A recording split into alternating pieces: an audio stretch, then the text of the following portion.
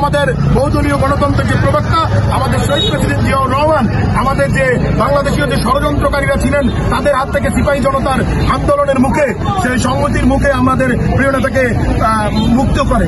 আমি আজকের এই বিপ্লব সংহতি দিবসে আমি একটা জিনিসে আমাদের প্রিয় নেতা তারেক রহমানের কাছে এবং কেন্দ্রীয় নেতৃবৃন্দের কাছে বার্তা পৌঁছে দিতে চাই।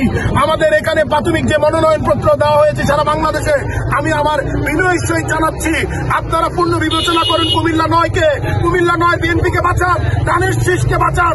এখানে যাকে দেওয়া হয়েছে জানার সাথে সাধারণ জনগণের কোনো সম্পৃক্ততা নেই। এখানে সাধারণ মানুষ লাখ